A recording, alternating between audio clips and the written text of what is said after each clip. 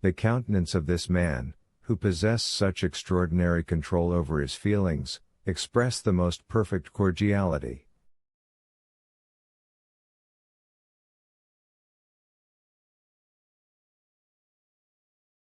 Morel only then recollected the letter he had received from the Viscount, in which, without assigning any reason, he begged him to go to the opera, but he understood that something terrible was brooding.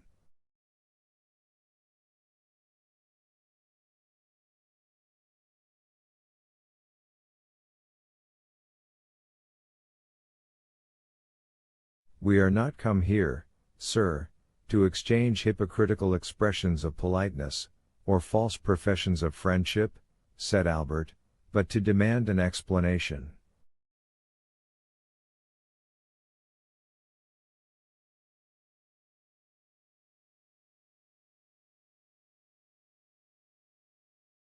The young man's trembling voice was scarcely audible. "An explanation at the opera?" said the Count, with that calm tone and penetrating eye which characterize the man who knows his cause is good. "Little acquainted as I am with the habits of Parisians, I should not have thought this the place for such a demand."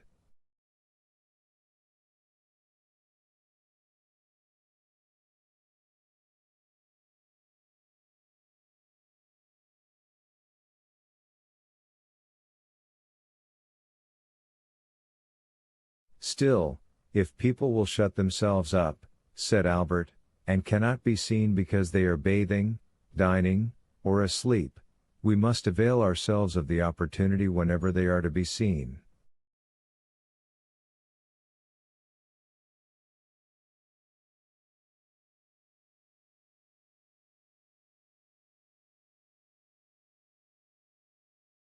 "I am not difficult of access, sir, for yesterday, if my memory does not deceive me, you were at my house."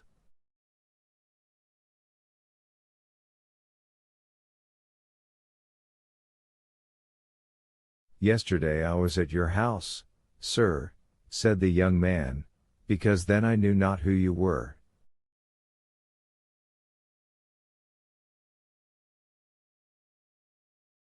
In pronouncing these words Albert had raised his voice so as to be heard by those in the adjoining boxes and in the lobby. Thus the attention of many was attracted by this altercation.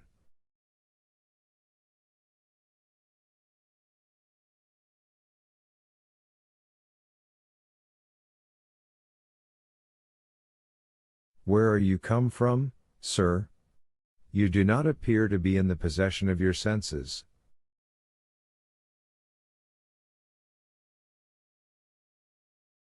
"Provided I understand your perfidy, sir, and succeed in making you understand that I will be revenged, I shall be reasonable enough," said Albert furiously.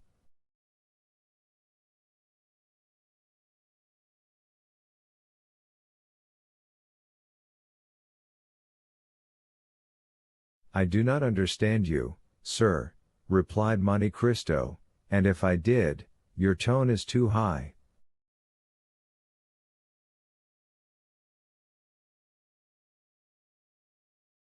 "I am at home here, and I alone have a right to raise my voice above another's."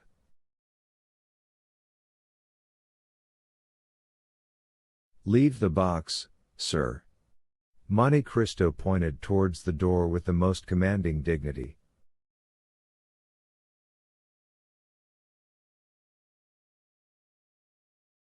"Ah, I shall know how to make you leave your home," replied Albert, clasping in his convulsed grasp the glove, which Monte Cristo did not lose sight of.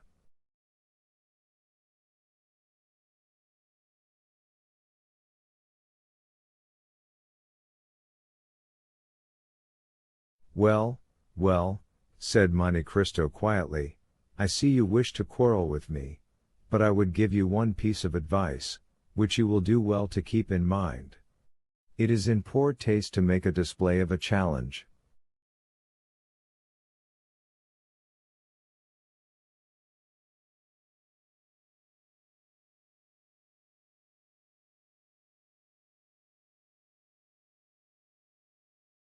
Display is not becoming to everyone.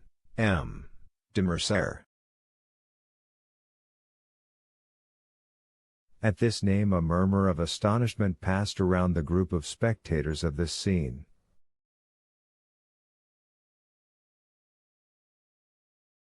They had talked of no one but Mercer the whole day.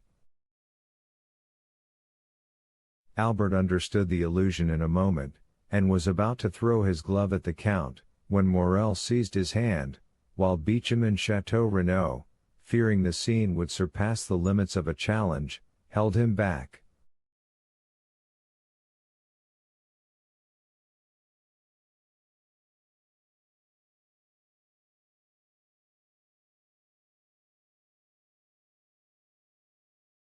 But Monte Cristo, without rising, and leaning forward in his chair, merely stretched out his arm and, taking the damp, crushed glove from the clenched hand of the young man.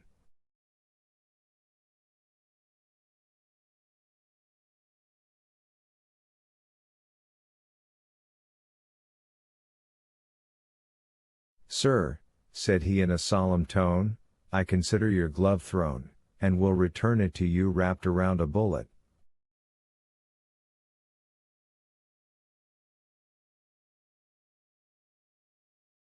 "Now leave me or I will summon my servants to throw you out at the door."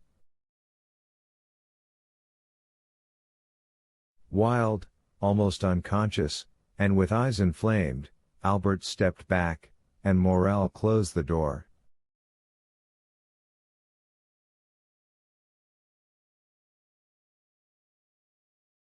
Monte Cristo took up his glass again as if nothing had happened. His face was like marble, and his heart was like bronze.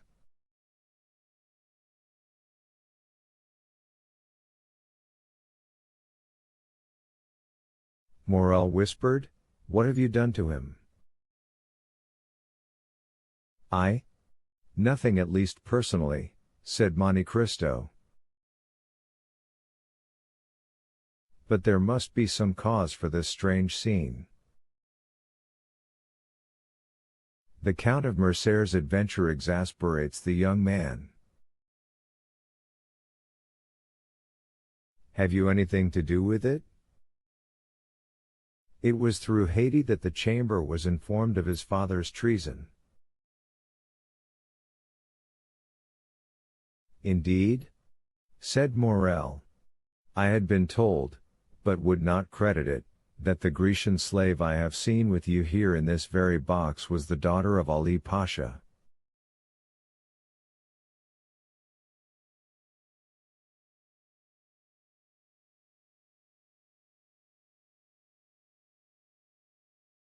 "It is true, nevertheless."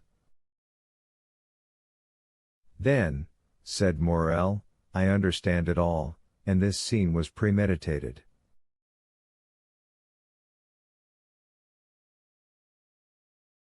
"How so?" "Yes. Albert wrote to request me to come to the opera, doubtless that I might be a witness to the insult he meant to offer you."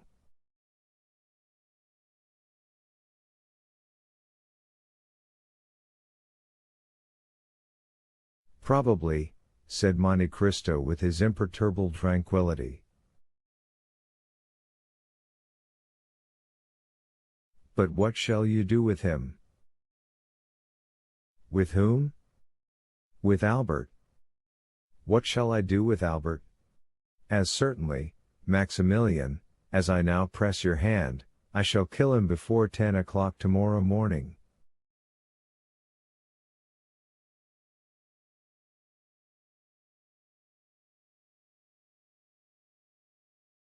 Morel, in his turn, took Monte Cristo's hand in both of his, and he shuddered to feel how cold and steady it was.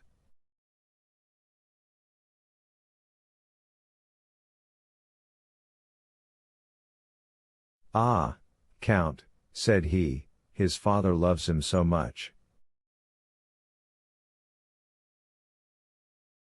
"Do not speak to me of that," said Monte Cristo, with the first movement of anger he had betrayed. "I will make him suffer."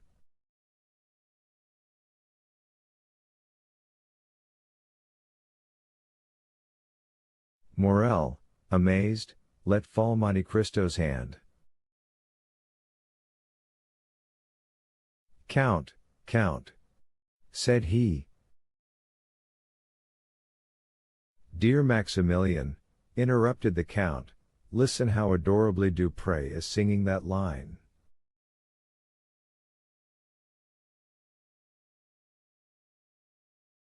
O Matilda, idole de mon âme.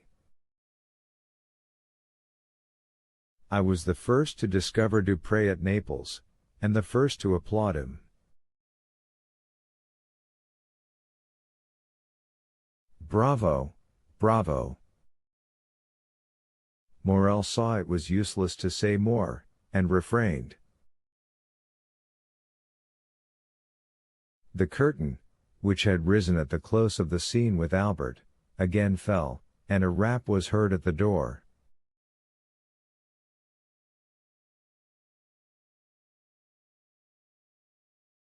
Come in, said Monte Cristo with a voice that betrayed not the least emotion, and immediately Beauchamp appeared.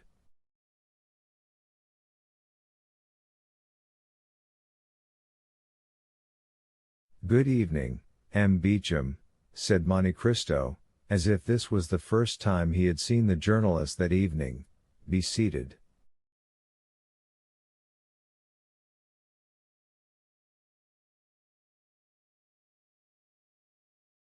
Beauchamp bowed, and, sitting down, Sir, said he, I just now accompanied M. de Morcerf, as you saw.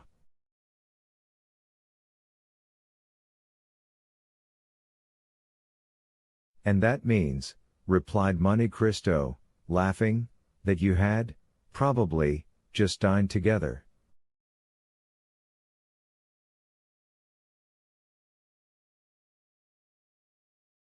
I am happy to see, M. Beauchamp, that you are more sober than he was.